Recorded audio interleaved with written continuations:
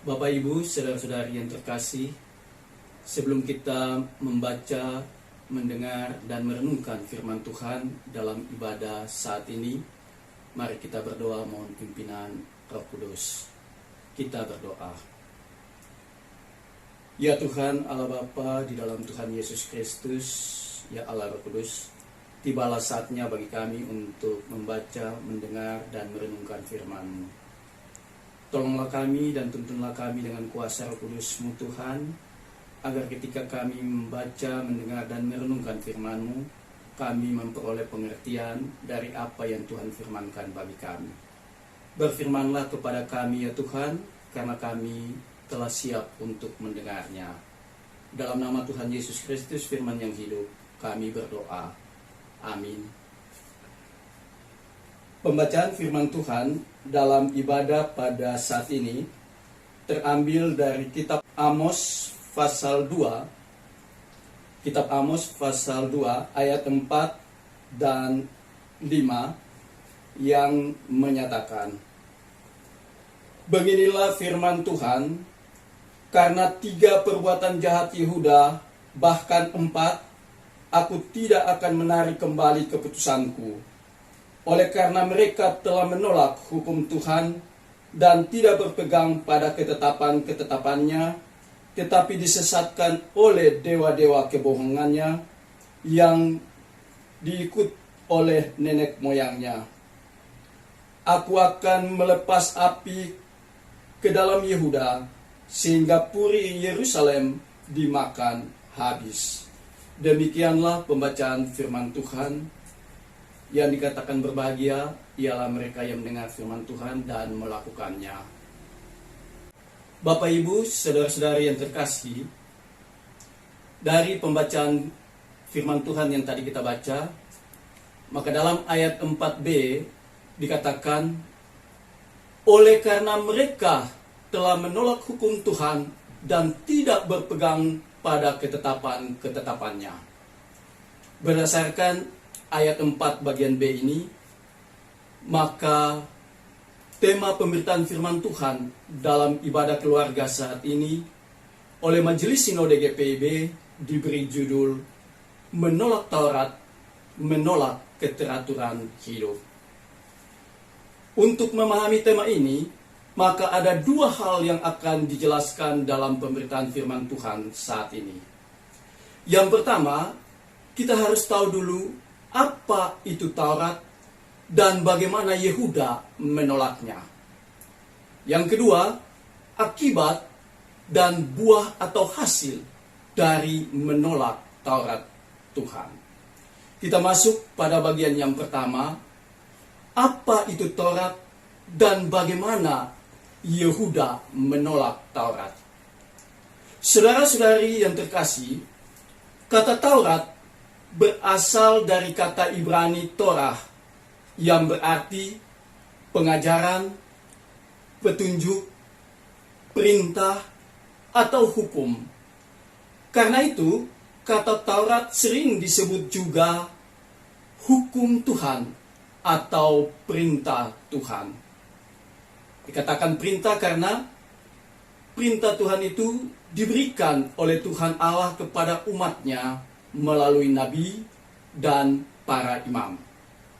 Nah, dalam kaitan dengan tema pemberitaan firman Tuhan saat ini, dalam kaitan dengan bacaan Amos pasal 2 ayat 4 dan 5, maka pertanyaan bagi saya dan saudara, bagaimana Yehuda menolak Taurat? Dalam ayat 4 bacaan kita tadi dikatakan, beginilah firman Tuhan, karena 3 perbuatan jahat Yehuda, bahkan 4, aku tidak akan menarik kembali keputusanku.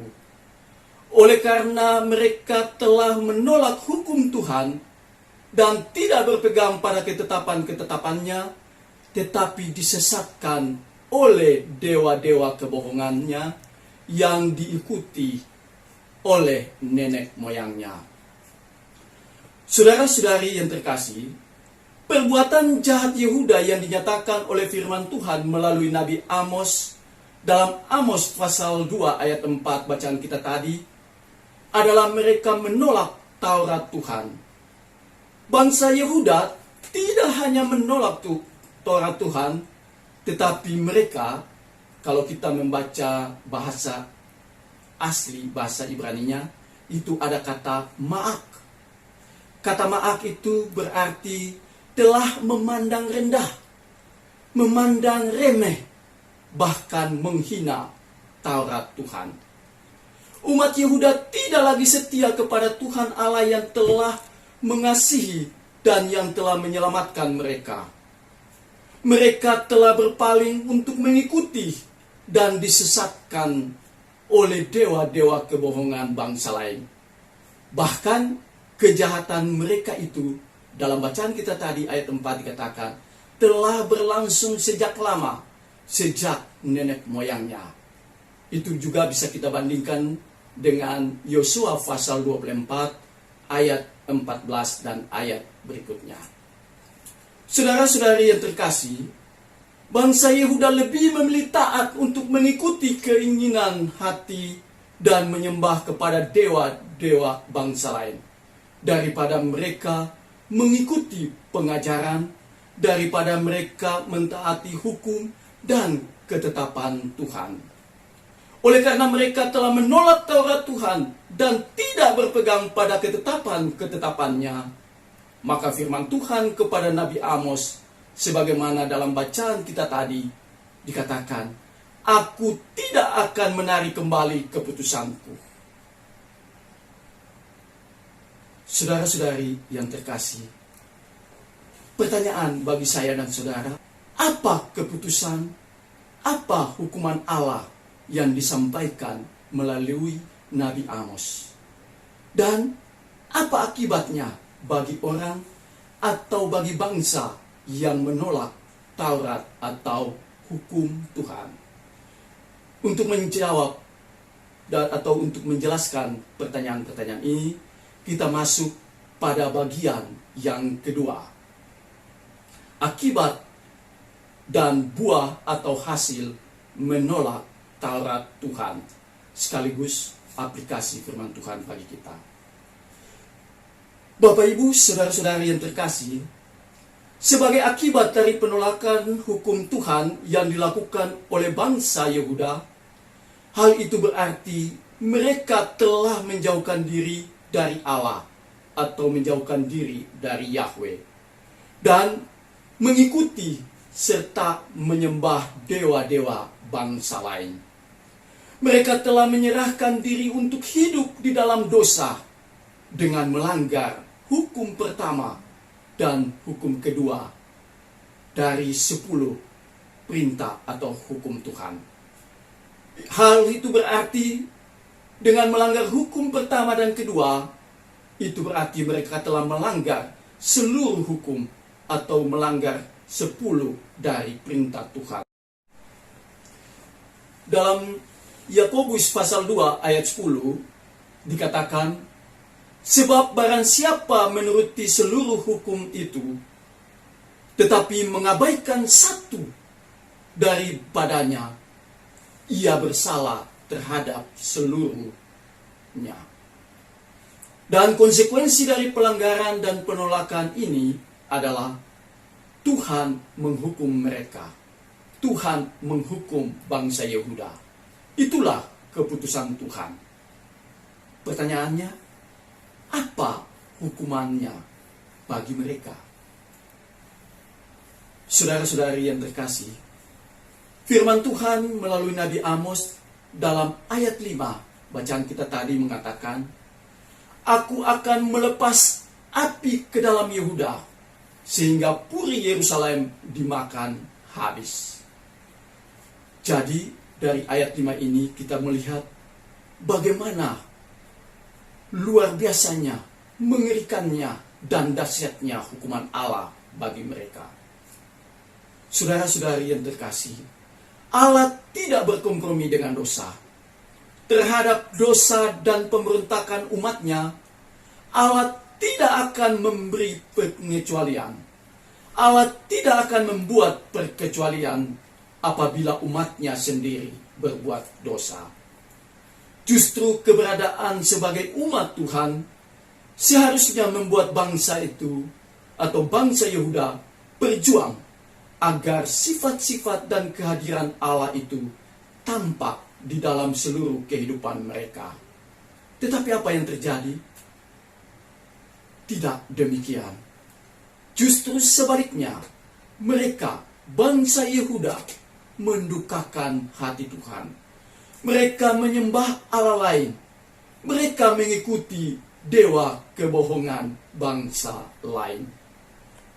Saudara-saudari yang terkasih, firman Tuhan saat ini mengingatkan saya dan saudara bahwa Allah telah menghukum umat Yehuda karena telah menolak Taurat Tuhan.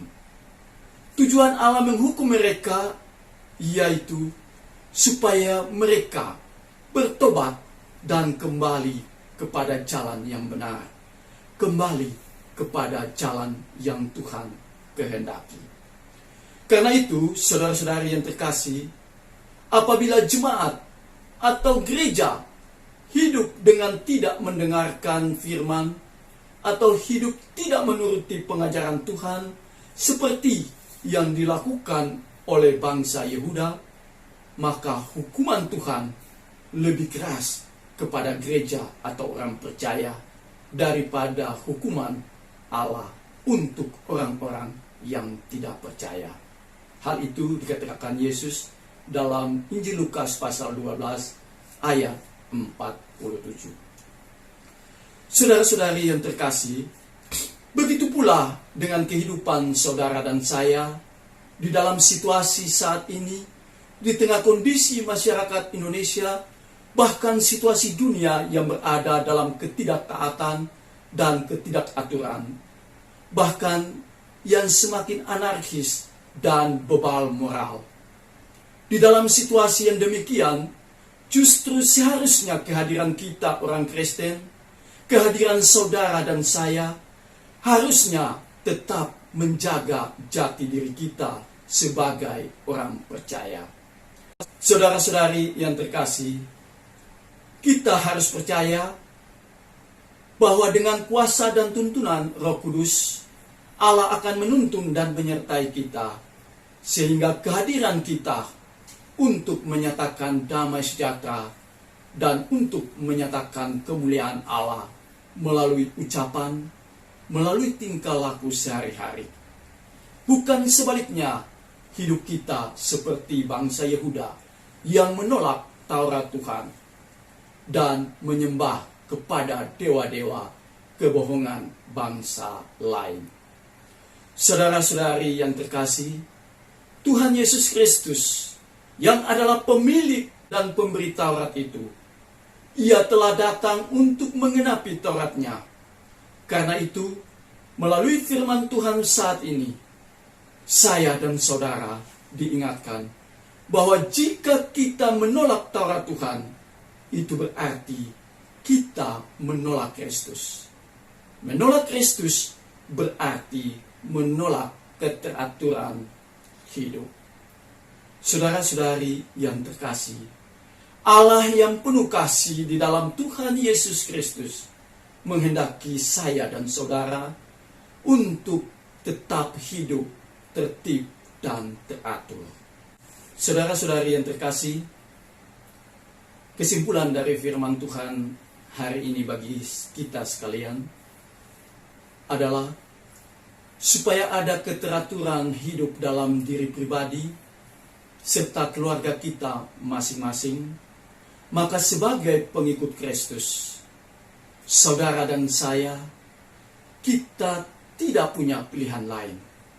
Hanya satu-satunya pilihan yang harus kita jalani, yakni menerima dan melaksanakan perintah Tuhan serta menjauhi larangannya. Tuhan memberkati kita dengan firman-Nya. Amin. Mari kita berdoa. Terima kasih ya Tuhan, karena firman-Mu telah kami dengar dan renungkan dalam ibadah ini. Tuntun dan kuasailah kami dengan kuasa Roh Kudus-Mu, dan terapkanlah firman-Mu ini di dalam kehidupan kami pribadi lepas pribadi, sehingga dengan kuasa dan tuntunan Roh Kudus Tuhanlah yang memampukan kami untuk kami dapat memberlakukan firman Tuhan ini dalam kehidupan kami hari lepas hari.